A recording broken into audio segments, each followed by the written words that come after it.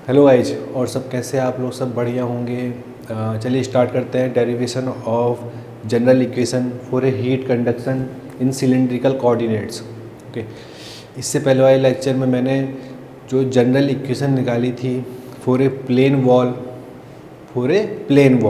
अब plane wall की जब बात करते हैं तो कार्टेशियन कोऑर्डिनेट्स मतलब एक्स वाई जेड, ठीक है, एक्स वाई सब एक दूसरे के perpendicular, x y z, 3 dimensional body, steady unsteady state, heat generation, not heat generation.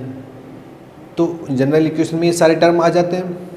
Okay, अब अगर आपको इस जनरल इक्वेशन से क्या होगा, ये जनरल इक्वेशन अगर आपको पता होगी, क्वेश्चंस आपके पास आया होगा, अब वो चाहे वो 3 डायमेंशनल का हो, 2 डायमेंशनल का हो, 1 डायमेंशनल का हो, या हीट जनरेशन हो, विदाउट हीट जनरेशन हो, या स्टडी स्टेट हो या अनस्टडी स्टेट हो, तो सब कवर हो जाते हैं। अब जो क्वेश्चन में नहीं दे रखा, जैसे हीट जनरेशन, अगर उसने कह रखा कि विदाउट हीट जनरेशन है, तो विदाउट हीट जनरेशन वाला टर्म हटा देंगे। अब क्वेश्चन में ये कह रखा होगा कि स्टडी स्टेट है, तो जो अनस्टडी स्टेट वाला टर्म है वो हटा देंगे। अगर अनस्टडी स्टेट है तो टर्म वही रहेगा, ठीक है। तो ये सब टर्म जनरल इक्वेशन में आते हैं। अब हमने बात करी थी कार्टेशियन कोऑर्डिनेट्स की, ठीक है। तो उस केस में अगर आप देखोगे, delta square T over X square plus del square T over del Y square plus del square T over del Z square plus Q dot Y K equals to 1 by alpha del T over del tau, ठीक है। Tau यहाँ पर हम time ले रहे हैं, tau को क्या ले रहे हैं, टाइम। टेम्परेचर जो फील्ड है वो वेरिएशन दिखा रहा है, मतलब कि टेम्परेचर स्टडी स्टेट में नहीं है, अनस्टडी, मतलब टेम्परेचर वेरी कर रहा है एट ए पॉइंट, समझ गए। एक लोकेशन से दूसरी लोकेशन तो टेम्परेचर वेरी कर रहा है, पर उस सेक्शन पे, उस पॉइंट पे भी टेम्परेचर वेरी कर रहा है जिस पॉइंट पे टेम्परेचर है। ओके, तो ये बात हो गई। अब हम, जैसे हमने प्लेन वॉल में बात करी, अब यहाँ पर हम बात करेंगे सिलिंड्रिकल सरफेस की। तो सिलिंड्रिकल सरफेस की जब बात करेंगे तो कार्टेशियन कोऑर्डिनेट्स में हम बात नहीं कर पाएंगे, तो इसके लिए सिलिंड्रिकल कोऑर्डिनेट्स चाहिए होंगे, तो सिलिंड्रिकल कोऑर्डिनेट्स में बात करेंगे। ओके, अब जैसे कि एक्स वाई, ये वाई है और ये जेड है, ठीक है। अगर मैं सिलिंड्रिकल सरफेस की बात करूं तो जैसे कि सिलिंड्रिकल बॉडी है, इसका क्रॉस सेक्शन सर्कुलर और ये लेंथ, ठीक है। तो जो ये लेंथ है ये अलोंग द जेड एक्सिस मैंने मान रखी है, मैंने मान रखी है कि जो लेंथ है जो अलोंग द जेड एक्सिस है, और जो ये सिलिंड्रिकल सरफेस है, जो ये सर्कुलर सरफेस है, जो क्रॉस सेक्शन है, ये एक्स वाई प्लेन में बन रखा है। ओके, तो अलोंग द जेड एक्सिस, तो एक कोऑर्डिनेट सिलिंड्रिकल कोऑर्डिनेट्स का ये हो गया कि जेड एक्सिस का कोऑर्डिनेट, ओके, क्योंकि जो लेंथ है वो जेड एक्सिस के अलोंग है, तो जेड एक्सिस हो गई। और जो ये सर्कुलर सरफेस है इसके भी कोऑर्डिनेट्स होंगे। जो तो ये सर्कुलर सरफेस कैसे बनाया होगा, रेडियस आर, एक रेडियस होगी, लेंथ होगी, ठीक है, और उस लेंथ को एक पर्टिकुलर पॉइंट के अबाउट हमने रोटेट कराया होगा, तब जाके सर्किल बना होगा। तो वो जो रोटेट कराया है 360 डिग्री एंगल रोटेट कराया होगा, मतलब थीटा। तो यहाँ पर जो कोऑर्डिनेट्स क्या क्या आएंगे, आर क्या है, रेडियस किसकी, सर्किल की, थीटा एंगल, जो सर्कुलर रेडियस बनाने के लिए एंगल चाहिए होगा, और जेड क्या है, लेंथ। तो आर थीटा जेड, जैसे प्लेन वॉल में हम बात करते थे एक्स वाई जेड, यहाँ बात करेंगे आर थीटा जेड, ठीक है। अब जैसे कि अब ये पॉइंट है कोई, अब इसके कोऑर्डिनेट्स क्या होंगे, अगर मैं एक्स वाई जेड में देखूं, इसके पॉइंट्स क्या होंगे, अलोंग द एक्स एक्सिस कितना चला है, अलोंग द एक्स एक्सिस चला है, मान लो एक्स चला है, x. Along the y axis कितना चला है, वाई चला है मान लिया। अलोंग द जेड कितना चला है, मान लिया जेड, ठीक है। पर अगर मैं इसी पॉइंट के कोऑर्डिनेट्स अगर सिलेंड्रिकल सरफेस के लिए देखूं, अब ये तो प्लेन वॉल हो गई, यहाँ कोई प्लेन वॉल मैंने ऐसे रखी हुई है, कोई प्लेन वॉल बनी हुई है उसके कोऑर्डिनेट। अगर सिलेंड्रिकल सरफेस पे देखूं इसी पॉइंट, मतलब कि कोई सिलेंड्रिकल सरफेस ऐसे करके बनी है ना, तो सरफेस पे कहीं एक पॉइंट होगा सिलेंडर के, ठीक है। जैसे वॉल प्लेन वॉल है, उसकी सरफेस पे कहीं पॉइंट होगा, ये उसमें तो एक्स वाई जेड, तो ऐसे ही सिलेंड्रिकल सरफेस पे कहीं एक पॉइंट होगा जिसकी रेडियस आर है, आर और थीटा एक्स एक्सिस से कितना एंगल पे है, थीटा, कितनी रेडियस है आर, कितनी लेंथ है जेड, तो r radius r theta z, समझ गए। अगर मैं कहीं भी ये सिलेंड्रिकल सरफेस है, मैं यहाँ इस पॉइंट के कोऑर्डिनेट्स लिखना चाहता हूँ, है नी, इस सिलेंड्रिकल सरफेस के पॉइंट के कोऑर्डिनेट्स लिखना चाहता हूँ, तो पहले मैं देखूँगा क्योंकि सरफेस पे है तो सर आर रेडियस पे होगा, क्योंकि आर रेडियस पे होगा, सेंटर यहाँ है, आर रेडियस पे होगा और किसी एंगल पे होगा, तो वो जो एंगल मैंने माना है एक्स एक्सिस से थीटा एंगल पे माना है, कि मैंने मान लिया कि जो वो पॉइंट होगा वो एक्स एक्सिस से थीटा एंगल बना रहा है, थीटा एंगल बना रहा है, तो आर और थीटा मुझे पता चल गया। अब क्योंकि सेंटर यहाँ है, अब कितनी लेंथ पे है, जेड एक्सिस से कितने, जेड एक्सिस पे कहाँ पर है, तो जेड मान लिया, तो आर थीटा जेड, ठीक है, आर थीटा जेड। अब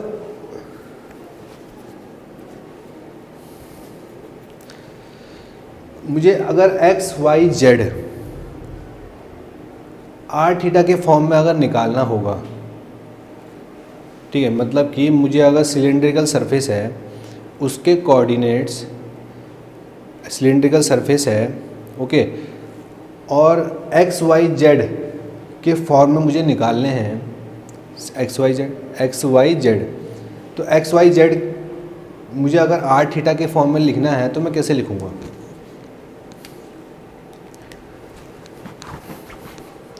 तो ये देखो ये रेडियस आर है, तो मैंने क्या करा है, ये जो लेंथ है रेडियस आर, ये जो आर रेडियस है ये वाली, इसके मैंने क्या कर दिया, प्रोजेक्शन ड्रॉ करा है वाई एक्सिस पे और प्रोजेक्शन ड्रॉ करा है एक्स एक्सिस पे, प्रोजेक्शन ड्रॉ करा है क्योंकि ये यहाँ पर है ना, ये रेडियस तो इस एक्सिस पे ड्रॉ करा है, इस एक्सिस पे ड्रॉ करा है। तो अगर मैं देखो यहाँ पर थीटा एंगल बनाया है इसने, तो प्रोजेक्शन जब ड्रॉ करेंगे तो ये 90 डिग्री बनाएगा वाई एक्सिस पे, और यहाँ से ड्रॉ करूँगा तो एक्स एक्सिस पे 90 डिग्री बनाएगा, तो ये 90 हो गया, ये थीटा है तो ये 90 माइनस थीटा हो गया, ये वाला एंगल। अब ऐसे ही ये और ये एक दूसरे के पैरेलल हैं और इन दोनों को ये क्रॉस लाइन जोड़ रही है, ठीक है, तो कॉर्नर वाले एंगल, कॉर्नर में अपोजिट एंगल, तो ये एंगल जितना 90 माइनस थीटा है तो ये भी 90 माइनस थीटा होगा, ओके। तो अगर मैं cos 90 माइनस थीटा लिखूं, cos 90 minus theta, cos 90 minus theta क्या होता है, बेस क्या है ये, और पर हाइपोटेन्यूज क्या है, रेडियस आर, तो वाई क्या आ गया, आर साइन थीटा। अब ऐसे ही साइन 90 माइनस थीटा लिखूँ तो क्या होगा, x divide by r sine 90 minus theta, 90 minus theta perpendicular, तो एक्स क्या आ गया, आर कॉस थीटा। तो एक्स वाई की जो कोऑर्डिनेट्स आ गए आर और थीटा के फॉर्म में आ गए, है नी, एक्स वाई की कोऑर्डिनेट्स आर और थीटा के फॉर्म में आ गए।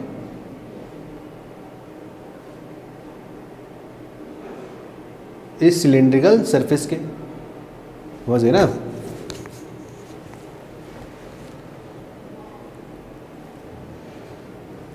ओके,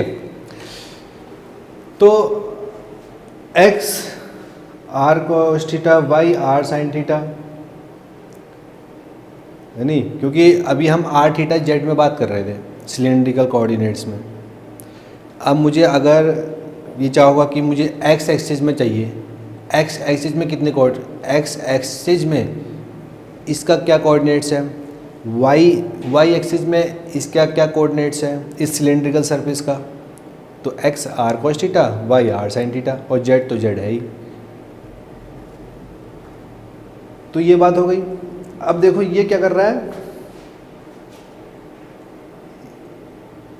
ये रेडियस आर है, इसका सेंटर यहाँ है, इस रेडियस आर को ऐसे रोटेट करा के क्या बनाया है, सर्किल बनाया है, बनाया नहीं बनाया circle.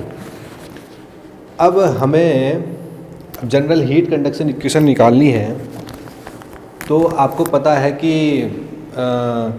Temperature field due to temperature difference heat transfer होता है, rate of heat transfer due to temperature difference. जहाँ भी टेम्परेचर डिफरेंस होगा वहाँ हीट ट्रांसफ़र होगा, ठीक है। तो और मैंने क्या करा है, एक तो मुझे due to temperature difference heat transfer मिलेगा, ड्यू टू टेम्परेचर डिफरेंस, क्योंकि टेम्परेचर फील्ड है तो आर थीटा जेड है, तो तीनों कोऑर्डिनेट्स के अलोंग टेम्परेचर डिफरेंस होगा, तो एक टेम्परेचर फील्ड बनेगा, और उस टेम्परेचर फील्ड के मतलब अगर आर की डायरेक्शन में टेम्परेचर डिफरेंस होगा तो उस डायरेक्शन में हीट ट्रांसफ़र होगा, थीटा की डायरेक्शन में हीट ट्रांसफ़र होगा, जेड की डायरेक्शन में हीट ट्रांसफ़र होगा, क्योंकि ड्यू टू टेम्परेचर डिफरेंस। एक तो टेम्परेचर डिफरेंस के कारण हीट ट्रांसफ़र होगा, और मैंने क्या कर रखा है, सिलेंड्रिकल बॉडी में कहीं भी उसकी सेंटर पे कहीं पर भी मैंने क्या कर रखा है, एक एक्सटर्नल सोर्स लगा रखा है। एक्सटर्नल सोर्स मतलब कि वो एक्सटर्नल सोर्स क्या करता है कि उसकी खुद की हीट जनरेट करता है, मतलब जैसे हाथ कहते हैं ना हीटर, मैंने एक टाइप का हीटर उसके अंदर फिट कर रखा है। किसके अंदर, आपका सिलेंड्रिकल सरफेस के अंदर कहीं पर भी। तो जो वो हीट जनरेट कर रहा है पर यूनिट वॉल्यूम मैंने क्या मान रखा है, देखो क्यू डॉट मैंने ये मान रखा है कि रेट ऑफ हीट ट्रांसफ़र पर यूनिट वॉल्यूम, हीट जनरेशन हो रहा है ड्यू टू एक्सटर्नल सोर्स मैंने सिलेंड्रिकल सरफेस के अंदर लगा रखा है, जिसकी वजह से हीट जनरेट हो रही है पर यूनिट वॉल्यूम। ओके, क्योंकि क्वेश्चन में अगर नहीं दे रखा होगा आपको कि विदाउट हीट जनरेशन अगर आपको दे रखा है तो आप ये वाला टर्म हटा देना बस, पर जनरल इक्वेशन में तो ये डालना ही पड़ेगा। तो क्या है कि हीट जनरेशन हो रहा है पर unit volume due to external source, एक तो इसकी वजह से हीट जनरेशन हो रहा है, हीट ट्रांसफर हो रहा है, और एक ड्यू टू टेम्परेचर डिफरेंस। तो सबसे पहले हम बात करते हैं due to temperature difference, heat conduct हो रही है, हीट कंडक्ट होगी, सॉलिड बॉडी है तो सॉलिड बॉडी में due to temperature difference heat transfer होगा। तो मैंने यहाँ पर सॉल्व जो कर रहा हूँ मैं 2D के लिए सॉल्व कर रहा हूँ, जैसे कि हम कार्टेशियन कोऑर्डिनेट्स में प्लेन वॉल के बारे में सॉल्व करते थे ना, एक्स वाई जेड, वहाँ तो मैंने 3 डायमेंशनल सॉल्व करा था, यहाँ पर मैं 2 डायमेंशनल सॉल्व कर रहा हूँ। तो जो तीसरा वाला टर्म है, कौन सा वाला, जेड वाला टर्म, जो जेड एक्सिस के अलोंग वाला टर्म है, अब वो वाले टर्म में तो केवल लेंथ है ना, सिंपल लेंथ एक, जैसे कार्टेशियन कोऑर्डिनेट्स में उसमें भी एक्स एक्सिस के लॉन्ग लेंथ, वाई एक्सिस के लॉन्ग और जेड एक्सिस के लॉन्ग। अब ऐसे ही यहाँ पर एक जो जेड एक्सिस के अलॉन्ग जो लेंथ है वो सेम एज कार्टेशियन कोऑर्डिनेट्स के, समझ गए, जैसे प्लेन वॉल में जो जेड एक्सिस के अलॉन्ग लेंथ थी, जो प्लेन वॉल में जेड एक्सिस के अलॉन्ग लेंथ थी, वही मान लो कार्टेशियन इस सिलेंड्रिकल कोऑर्डिनेट्स में जो सिलेंड्रिकल बॉडी है इसके लेंथ। तो मैं ये वाला टर्म निगलेक्ट कर रहा हूँ, क्योंकि जो टर्म अगर हम उसमें बात करें प्लेन वॉल में जो जेड एक्सिस के अलॉन्ग वाला टर्म था, del square T over del Z square, वही टर्म यहाँ भी आएगा सिलेंड्रिकल कोऑर्डिनेट्स के टर्म में, del square T over del Z square. जो टर्म वहाँ था del square T over del Z square, यहाँ भी del square T over del Z square ही रहेगा, क्योंकि एक लेंथ ही है। पर क्योंकि यहाँ पर चेंज जो आया है वो सर्कुलर सरफेस की वजह से आया है, सर्किल की वजह से आया है, एक्स वाई प्लेन में जो आर और थीटा का कॉम्बिनेशन आया है उसकी वजह से चेंज आया है, वरना तो जेड एक्सेस वाला टर्म तो सेम एज प्लेन वॉल वाला टर्म था। तो यहाँ पर मैं 2D पोलर कोऑर्डिनेट्स का डेरिवेशन देखूंगा, और जब 2D की देखूंगा तो आर और थीटा वाला टर्म आएगा, तो बाद में जेड वाला टर्म मैं ऐड कर दूंगा del square T over del Z square. Okay, तो अब जैसे मैं एक्स वाई प्लेन में देख रहा हूँ, केवल देखो ये एक्स वाई प्लेन, क्योंकि एक्स वाई प्लेन में ही मेरा आर थीटा वाला प्लेन है, समझे ना। अब जेड एक्सेस वाला टर्म तो जेड वाले में ही है। अब तो मैंने क्या करा, जो एक्स वाई वाला प्लेन है मेरा, तो एक्स वाई वाला प्लेन क्या है, सर्किल, क्या है, सर्किल ये। तो मैंने क्या करा है कि रेडियस आर पे, ठीक है, तो मैंने क्या करा है, ये एक एलिमेंट मैंने काट लिया है यहाँ से, थीटा एंगल फ्रॉम, समझे, ये वाई एक्सिस है, ये जेड एक्सिस है, ये कौन सी है, ये एक्स, ये वाई, ठीक है। तो ये एक्स है, ये वाई है। तो मैंने क्या करा है, जो ये एक्स वाई वाला प्लेन है, वो एक्स वाई वाला प्लेन थीटा एंगल बना रहा है रेडियस आर से, थीटा एंगल बना रहा है रेडियस आर से। तो मैंने क्या करा, एलिमेंट काट लिया इसमें से, सिलिंड्रिकल सर्कुलर एरिया में से, ठीक है। कितनी थिकनेस का, डी आर का थिकनेस का, और कितने एंगल का, डी थीटा एंगल का, डी आर और डी थीटा एंगल, एक्स से थीटा एंगल पर, और आर रेडियस, ठीक है, और डी आर काट दिया। तो मैंने ये टर्म यहाँ एलिमेंट में ले लिया। अब क्या होगा, जब हीट कंडक्ट होगी along the r, along the radius r due to temperature difference, क्योंकि सिलिंड्रिकल कोऑर्डिनेट्स की बात कर रहे हैं, अलोंग द थीटा, ठीक है, अलोंग द थीटा, थीटा की अलोंग हीट कंडक्ट होगी ड्यू टू टेम्परेचर डिफरेंस। अब जो जेड वाला टर्म है, जेड वाला टर्म क्या होगा, इसके परपेंडिकुलर, बोर्ड के परपेंडिकुलर, बोर्ड के परपेंडिकुलर। तो उसको मैंने 1 यूनिट माना है, समझे, 1 यूनिट। ओके, तो ये बात हो गई। तो अब तो क्या इसको कैसे करेंगे, अब देखो मैंने यहाँ पर टर्म लिखा है, तो आपको पता है due to temperature difference heat transfer होगा, है नहीं। तो अगर मैं अलोंग द आर रेडियस बात करूँ, तो जो हीट इंडक्ट होगी, जो हीट इन होगी, वो एट ए रेडियस आर कितनी होगी, डी क्यू आर, और जो हीट आउट होगी at a radius r plus d r कितनी होगी, d Q r plus d r. यहाँ से इन हुई, यहाँ से आउट हो गई। और ऐसे ही अलोंग थीटा, थीटा की डायरेक्शन में कितनी हीट इन होगी, डी क्यू थीटा, और थीटा की डायरेक्शन में कितनी हीट आउट होगी, d Q theta plus d theta. Theta plus d theta क्यों, क्योंकि थीटा एंगल पे तो इन हो रही है, और theta plus d theta angle पे आउट हो रही है, ठीक है। तो मैं अगर अब देखो, सॉलिड बॉडी है, Fourier's law of heat conduction due to, अब Fourier's law of heat conduction तो हर जगह लगेगा, जहाँ भी टेम्परेचर डिफरेंस होगा वहाँ Fourier's law of heat conduction, rate of heat transfer लगेगा। तो Fourier's law of heat conduction लगाएं along the R, D Q R, D Q R. तो डी क्यू आर क्या होगा,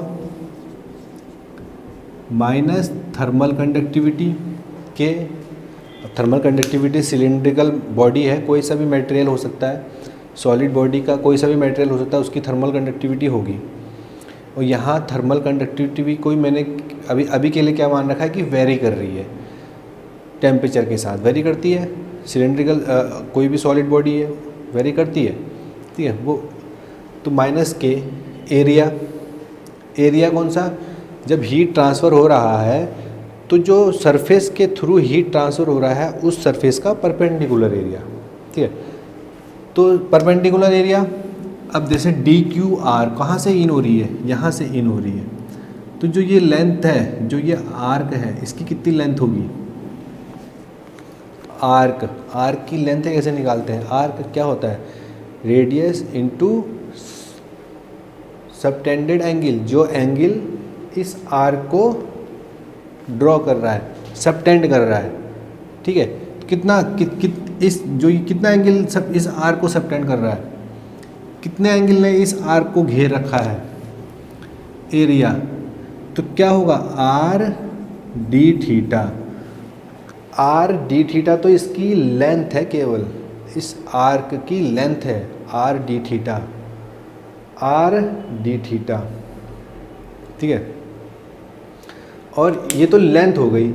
तो इस बोर्ड के परपेंडिकुलर कौन सी एक्सिस है, जेड एक्सिस है, ठीक है, जेड एक्सिस है। तो जेड एक्सिस को मैंने कितना मान रखा है, 1। तो आर डी थीटा इंटू 1। तो थर्मल कंडक्टिविटी, एरिया और temperature difference along the r, delta r, समझ गए। अब तो ये तो डी क्यू आर आ गया। अब हीट जो आउट हो रही है, आर प्लस डी आर, यहाँ से आर प्लस डी आर, तो वो कैसे निकलेगा, वो ऐसे निकलता है, देखो, d Q r plus delta over del R D Q R D R, समझ गए। तो डी क्यू आर कितना है, ये minus K R D theta del T over del R plus del over del R minus K R D theta del T over del R और D are, समझ गए ना। तो भाई इसको अगर मैं सॉल्व, तो चलो अभी रहने दो, ये हो गया, यहाँ से इन हो रही है, यहाँ से आउट हो रही है। अब along the theta, along the theta भी इन हो रही है। तो D Q theta, thermal conductivity, area, area कौन सा, rate of heat transfer through the surface हो रहा है, परपेंडिकुलर सरफेस। तो इस सरफेस का एरिया कितना होगा, अब इस सरफेस का, इसकी लेंथ कितनी है, इसकी लेंथ है डी आर, और इस बोर्ड के परपेंडिकुलर कौन सी एक्सिस है, जेड एक्सिस, तो उसकी लेंथ कितनी है, 1। तो minus K D R into 1, okay. Thermal conductivity आ गया, एरिया आ गया। अब temperature difference along the theta. अब आपको पता है जब अलोंग द थीटा की बात कर रहा हूँ तो इसके अलोंग, आर्क के along, along the theta, along the theta भाई, आर्क के अलोंग ही तो थीटा वेरी करेगा, सर्कमफ्रेंस। तो मैं बात कर रहा हूँ आर्क की, ठीक है। तो इस आर्क के अलोंग, तो ये कितना है, आर डेल्टा थीटा, इस आर्क की लेंथ कितनी है, आर डेल्टा थीटा, समझ गए।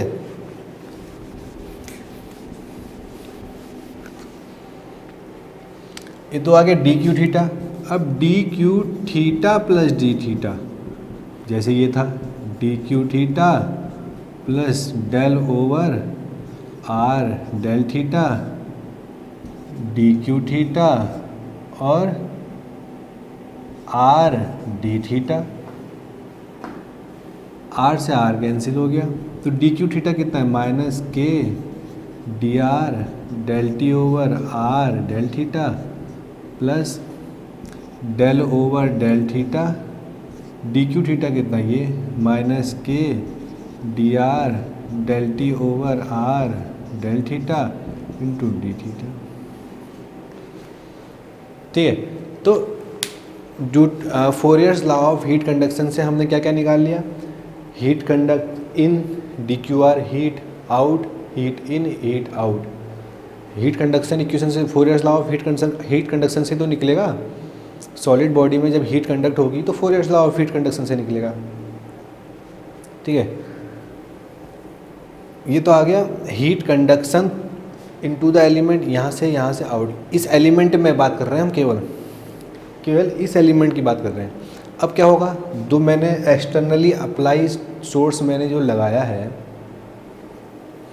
उसकी वजह से भी हीट जनरेट होगी, है नहीं, उसकी वजह से भी हीट जनरेट होगी। अब सबसे पहले एक बात और बताया, ये यहाँ से इन हो रही है, यहाँ से आउट हो रही है, यहाँ से इन हो रही है, यहाँ से आउट हो रही है। ओके,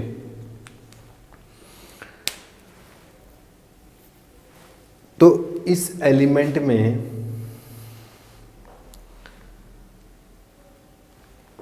जब अलोंग द रेडियस आर यहाँ से इन हो रही है और यहाँ से आउट हो रही है, तो इस एलिमेंट की एनर्जी में कुछ चेंज आएगा। कोई भी, या मतलब अगर आप देखोगे लोहे की रॉड लोगे और उसको एक सिरे से गर्म करो, ठीक है, तो उस लोहे की रॉड की इंटरनल एनर्जी में चेंज आएगा, ज़रूर आएगा। इंटरनल एनर्जी में चेंज आएगा और उसमें से कुछ हीट बाहर भी निकल ली होगी। मतलब कि अगर आपने यहाँ से कुछ उसको गर्म करने के लिए आपने कहीं रखा है, उसकी एनर्जी भी बढ़ेगी और कुछ हीट बाहर की तरफ को आउट भी हो रही होगी। जैसे यहाँ हो रहा है, यहाँ से मैंने इन करा, इसकी एनर्जी में कुछ चेंज आएगा और यहाँ से आउट हो रही है, होगा। ओके, तो वो जो चेंज आया है वो किसकी वजह से आया, इन और इन में से अगर मैं आउट को घटा दूंगा तो वो चेंज उसके बराबर आ जाएगा। जो मैंने हीट यहाँ से इन करी और जो ये हीट यहाँ से आउट हुई, इस इन में से आउट घटा दूँ, इन माइनस आउट इक्वल टू इसकी एनर्जी में जो चेंज आया है उसके बराबर होगा। Law of conservation of energy, हमेशा एनर्जी कंजर्व रहती है, अपना फॉर्म चेंज कर सकती है, एक फॉर्म से दूसरे फॉर्म में ट्रांसफ़र हो सकती है। मतलब कि जैसे मैंने हीट यहाँ से अप्लाई करी तो उसने अपना फॉर्म क्या चेंज करा, उसकी इंटरनल एनर्जी में हो गया, फॉर्म चेंज करा, पर कभी डिस्ट्रॉय नहीं हो सकती, ना उसे क्रिएट कर सकते हो। तो यहाँ से इन करी, इसकी एनर्जी कुछ बढ़ी और कुछ यहाँ से निकल गई, यही तो हुआ। और ऐसे ही इस डायरेक्शन में, थीटा डायरेक्शन में भी ऐसे हुआ, यहाँ से इन करी और इस इन की वजह से कुछ इसकी एलिमेंट की एनर्जी में चेंज आया और जो कुछ निकली वो यहाँ से निकल गई, समझ रहे। तो इसका मतलब इस एलिमेंट की एनर्जी कुछ बढ़ी, तो वो कैसे लिखेंगे हम, वो कैसे निकालेंगे, तो ऐसे निकालेंगे, rate at which heat is conducted into the element, rate at which heat is conducted into the element, समझे।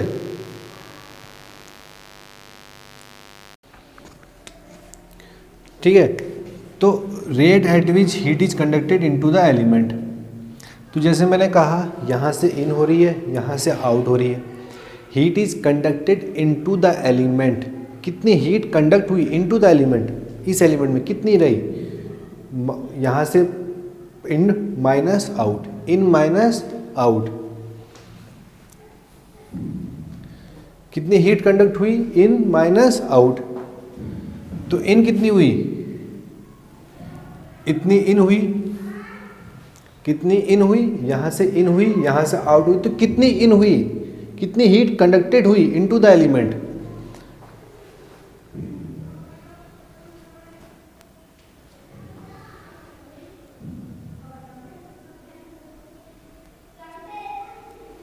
ना, मतलब कि ड्यू टू टेम्परेचर डिफरेंस कितनी हीट कंडक्टेड हुई into the element. Temperature difference की वजह से तो हीट कंडक्ट होती है। अब देखो यहाँ पर कुछ टेम्परेचर है, यहाँ पर कुछ टेम्परेचर है, तो इन दोनों टेम्परेचर डिफरेंस की वजह से हीट हुई, हीट सप्लाई हुई, क्योंकि यहाँ पर कुछ टेम्परेचर डिफरेंस होगा, यहाँ पर कुछ टेम्परेचर डिफरेंस होगा, तो इन दोनों टेम्परेचर डिफरेंस की वजह से हीट ट्रांसफ़र होता है, रेट ऑफ हीट ट्रांसफ़र होता है। ठीक है, तो कितना हीट ट्रांसफ़र हुआ इन दोनों की वजह से, कितना हुआ, तो डी क्यू आर माइनस, अब देखो हीट ट्रांसफ़र यहाँ से इधर की तरफ हो रहा है। अब आपको पता है हाई टेम्परेचर से लो टेम्परेचर की तरफ हीट ट्रांसफ़र होता है, तो मतलब यहाँ पर हाई टेम्परेचर रहा होगा, यहाँ इस सरफेस पर लो टेम्परेचर रहा होगा, तो हाई टेम्परेचर से लो टेम्परेचर की तरफ हीट ट्रांसफ़र हो रहा है। तो यहाँ पर हाई है नहीं, यहाँ पर हाई टेम्परेचर से लो टेम्परेचर की तरफ, तो कितना हुआ, तो यहाँ से इन माइनस आउट, इन माइनस आउट, तो डी क्यू आर, तो कैसे निकलेगा, D Q R minus D Q r plus d are. ठीक है, अब ऐसे ही यहाँ पर, यहाँ से इन हुई, यहाँ से आउट हुई। अब यहाँ पर हाई टेम्परेचर रहा होगा, यहाँ लो टेम्परेचर रहा होगा, तो इन दोनों की वजह से टेम्परेचर डिफरेंस की वजह से हीट कंडक्ट होएगी, समझे। तो क्या लिखा, rate at which heat is conducted into the element, कुछ रहा होगा ना, हीट कंडक्ट हो रही है ना। अब ड्यू टू टेम्परेचर डिफरेंस है, तो यहाँ से इन हुई, यहाँ से आउट हो गई। ठीक है, यहाँ हाई टेम्परेचर रहा होगा, यहाँ लो टेम्परेचर रहा होगा इस साइड, तो हाई टेम्परेचर से लो टेम्परेचर की तरफ फ्लो हो रहा है हीट का, तो इस एलिमेंट में कितना हीट फ्लो हुआ, तो यहाँ इन माइनस आउट, तो plus D Q theta minus D Q theta plus d theta. ठीक है, तो इसमें से ये घटाएंगे, तो ये माइनस है, इसको माइनस करूँगा, तो ये पहले वाले टर्म से पहले ये कट जाएगा, तो बचेगा क्या, ये वाला टर्म। तो ये कितना है, अब देखो ये माइनस है तो ये प्लस हो जाएगा। ठीक है, तो ये क्या बचा, del over del R K R del T over del R. अब डी थीटा मैंने बाहर ले लिया, क्यों डी था, क्योंकि डी थीटा कॉन्स्टेंट है, कंपैरिजन करें डेल आर से, क्योंकि वेरी कर रहा है आर के रेस्पेक्ट में, यहाँ पर थीटा है, तो थीटा तो कांस्टेंट हो गया, आर के रेस्पेक्ट से देखेंगे तो बाहर ले लिया। अब ऐसे ही D Q theta minus this, तो D Q theta minus this, तो ये वाला टर्म तो इससे कैंसिल हो जाएगा, बचेगा ये वाला टर्म, है नहीं। तो ये कितना बचा, डेल ओवर डेल थीटा, ये प्लस हो गया K del T over del theta, और डी आर वाई आर वाला टर्म मैंने बाहर ले लिया, क्योंकि थीटा के रेस्पेक्ट में डिफरेंशिएशन हो रहा है, तो यहाँ डी आर है, तो थीटा के रेस्पेक्ट में आर तो कांस्टेंट है, तो आर बाहर ले लिया, डी आर का टर्म बाहर ले लिया। तो ये हो गया rate at which heat is conducted into the element. अब हीट ट्रांसफ़र हो रहा है ना, तो हाई टेम्परेचर से लो टेम्परेचर की तरफ, हाई एनर्जी से लो एनर्जी की तरफ हीट ट्रांसफ़र होता है, तो ऐसे ही हाई एनर्जी से लो की एनर्जी की तरफ हीट ट्रांसफ़र हो रहा है। तो कितना हो रहा है, कितनी हीट कंडक्ट हो रही है इनटू द एलिमेंट, तो यहाँ इन हो रही है, यहाँ आउट हो रही है, तो इन माइनस आउट, समझे। अब ऐसे ही भाई, अब जैसे मैंने क्या कहा था कि ये जो आया है heat conducted into the element, ये क्या करेगा, इस एलिमेंट की इंटरनल एनर्जी को इंक्रीज करेगा। यार जो हीट कंडक्ट हुई है इस एलिमेंट के अंदर, हीट कंडक्टेड हुई है ना, तो भाई मैंने क्या कहा, यहाँ से अगर आप कोई भी हो, अगर आप बल्ब के पास जाओगे, किसी भी गैस के पास जाओगे और आपने अपना हाथ रख दिया, ओके, तो क्या होगा, हीट कंडक्ट इन होगी, आपकी हाथ की एनर्जी बढ़ेगी, और आपको कुछ टाइम बाद लगेगा कि आउट भी हो रही है नहीं हो रही, तो क्या करा, इंटरनल एनर्जी बढ़ाई, उसकी एनर्जी चेंज करी। तो ये जो टर्म है ये वाला, ये क्या करेगा, एनर्जी को इंक्रीज करेगा, इसकी इंटरनल एनर्जी को। तो एक तो ये टर्म करेगा, और क्या करेगा, और कौन सा टर्म इंक्रीज करेगा, जो हमने एक्सटर्नली अप्लाइड सोर्स सिलेंडर के अंदर रखा हुआ है ना हमने क्यू डॉट, ये भी तो इंक्रीज करेगा। हमने जो एक्सटर्नली अप्लाइड सोर्स सिलेंडर के अंदर पर यूनिट वॉल्यूम के हिसाब से रखा हुआ है, वो क्या करेगा, वो भी हीट ट्रांसफ़र, वो भी हीट जनरेट करेगा और उसके हीट जनरेशन से भी हीट ट्रांसफ़र होगा थ्रू द एलिमेंट होगा। तो वो कितना करेगा हीट जनरेट। तो अगर मैं लिखूँ हीट जनरेटेड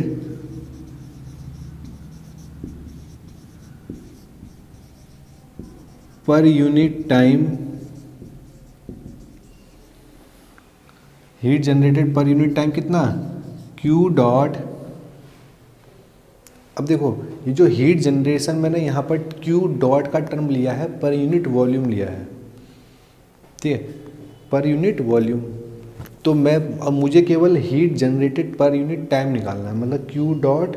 तो वॉल्यूम कितना है इस एलिमेंट का, इस एलिमेंट में कितनी हीट ये सप्लाई करेगा इस एलिमेंट में, इसका वॉल्यूम कितना है R D theta. R D theta इस आर्क की लेंथ हो गई और इसकी लेंथ कितनी है डी आर, और इस बोर्ड के परपेंडिकुलर कौन सी एक्सिस है जेड एक्सिस, उसकी लेंथ मैंने 1 मान रखी है, ठीक है। तो 2 टर्म आ गए, एक तो ये आ गया, एक ये आ गया। तो heat conducted into the element due to temperature difference, heat generated into the element due to जो हमने एक्सटर्नल अप्लाई सोर्स रखा हुआ है। तो उसकी वजह से क्या होगा, इस एलिमेंट की एनर्जी, जो इसकी इंटरनल एनर्जी है वो चेंज हो जाएगी। क्या होगी, चेंज होगी। तो वो कितनी चेंज होगी, वो किस रेट से चेंज होगी, तो rate of change of energy, rate of change of energy of the element, यानी rate of change of energy of the element कितनी होगी, M C P delta T over del tau. Tau क्या है, time. M C P delta T over del tau, यही तो होता है rate of change of energy. अब आप कहोगे यार ये कैसे हो सकता है, ये कहाँ होता है।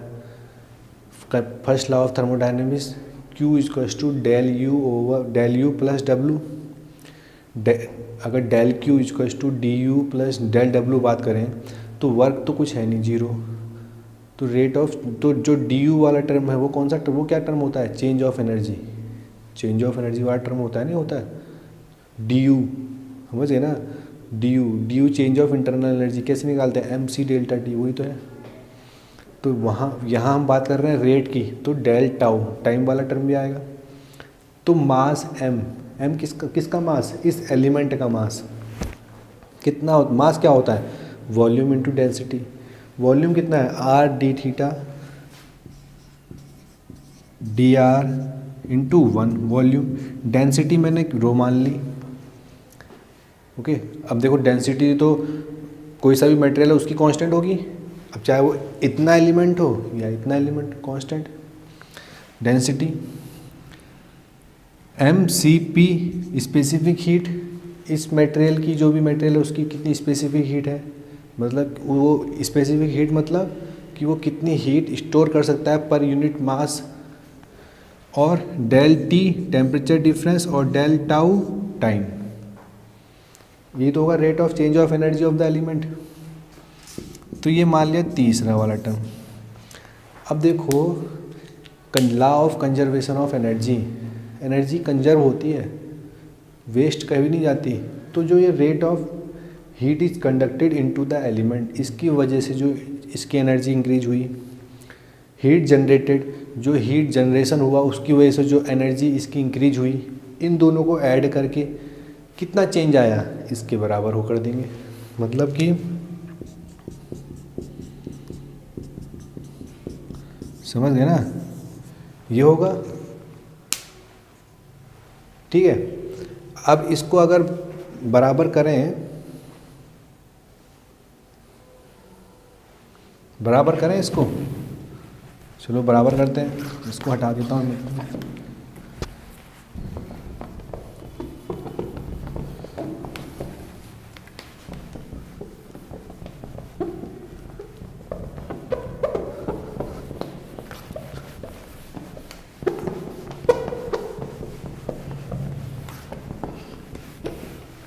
बराबर करें, पहला वाला टर्म क्या है ये, तो del over del R K R del T over del R D theta D R plus del over del theta K del T over del theta into D R over R D theta plus ये add लिख लिया। अब ये Q dot D R D theta R D R theta is equal to किसके बराबर होगा, इसके R D R D theta rho C P del T over del tau. अब देखो डी आर डी थीटा यहाँ भी यहाँ भी यहाँ भी यहाँ भी, तो ये कैंसिल हो गया है नहीं। और जो आर वाला टर्म है ये आर मैं इसको सबसे आर से डिवाइड कर रहा हूँ, मतलब मैं इसको ऐसे कर रहा हूँ डेल आर ओवर आर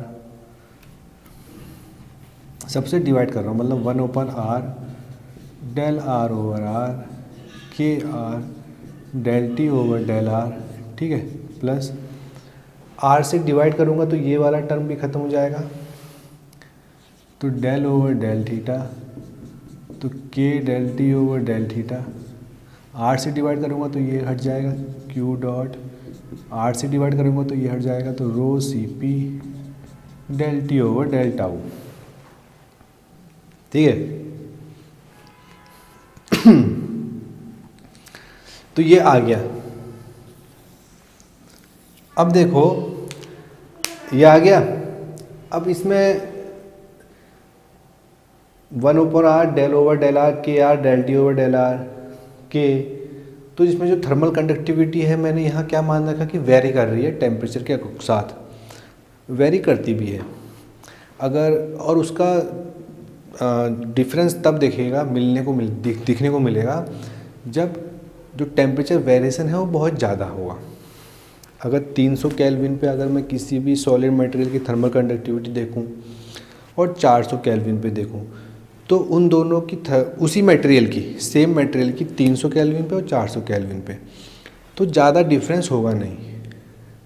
तो हम मान के चलते हैं कि थर्मल कंडक्टिविटी कांस्टेंट है उस पर्टिकुलर टेम्परेचर रेंज के लिए।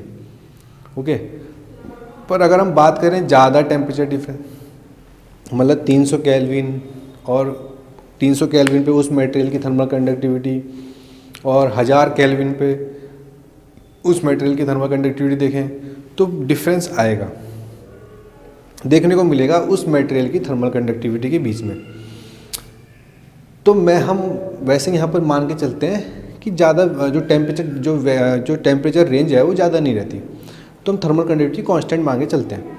तो अगर मैं ये मान के चलूँ कि थर्मल कंडक्टिविटी मेरी कांस्टेंट है मटेरियल की, तो जो के वाला टर्म में बाहर आ जाएगा, यहाँ से भी बाहर आ जाएगा, और के से मैं डिवाइड कर रहा हूँ सब में, तो ये क्या होगा 1/r del over del R del T over del R plus K वाला टर्म बाहर आ गया, तो डेल ओवर डेल थीटा और del T over del theta, ये क्या हो जाएगा del square T over del theta square plus Q dot divide by K से मैंने डिवाइड कर रखा है सब में, is equals to rho C P divide by K del T over del tau.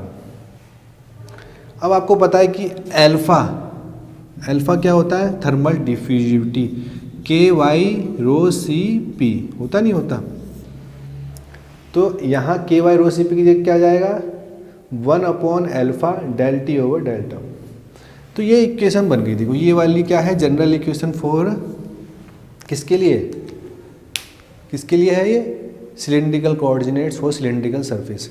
अब देखो इसमें दो टर्म है, आर थीटा वाला ही टर्म है, ये पहला टर्म आर वाला, ये थीटा वाला, जेड एक्सेस वाला टर्म नहीं है। तो जेड एक्सेस वाला टर्म क्या होगा यहाँ पर जेड एक्सेस वाला टर्म होगा, अगर यहाँ पर जो जेड एक्सेस वाला plus del square T over del Z square ये होगा। जो टर्म जेड एक्सेस वाला प्लेन वॉल में था वही टर्म होगा क्योंकि लेंथ है, ठीक है।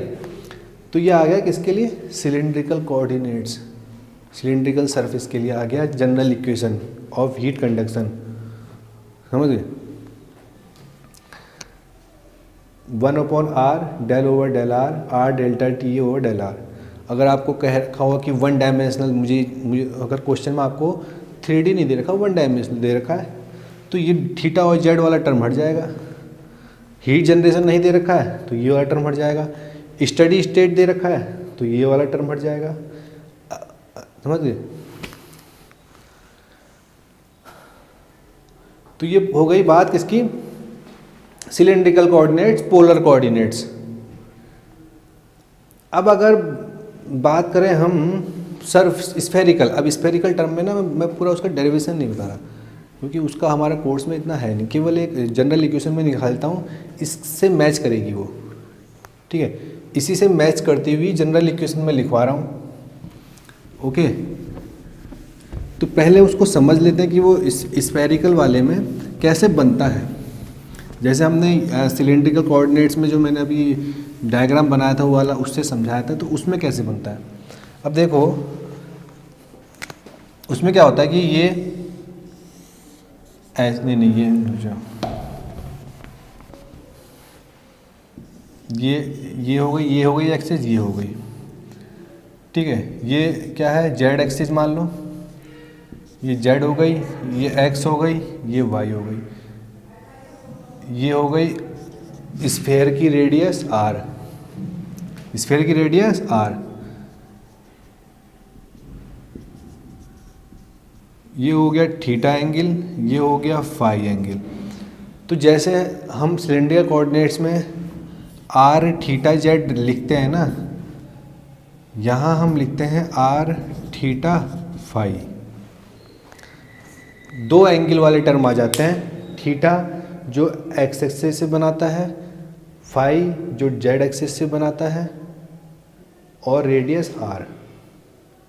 तो आर थीटा फाई यहाँ पर आ जाता है, समझ गए। अब यहाँ पर जो हम जो थीटा को कहते हैं ना, थीटा को हम एजीमूथ एंगल कहते हैं, ठीक है, और फाई को कहते हैं जीनिथ एंगल।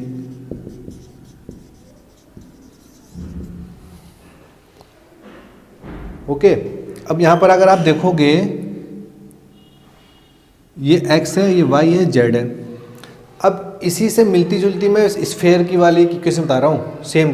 अब देखो यहाँ पर 1/r आर है, तो यहाँ पर हो जाता है स्फेयर के केस में 1/r square del over del R, R square del T over del R. ये हो जाता है पहला टर्म, तो यही ये वाला आर स्क्वायर हो जाता है स्फेयर के केस में, plus 1/r square sine square theta del square T over del theta का स्क्वायर, समझ गए। दूसरा टर्म जो हो जाता है,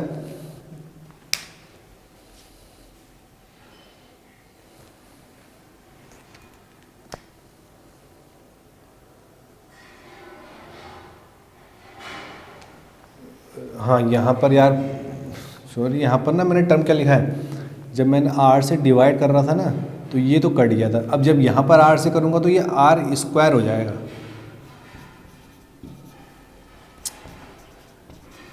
ध्यान नहीं रहा।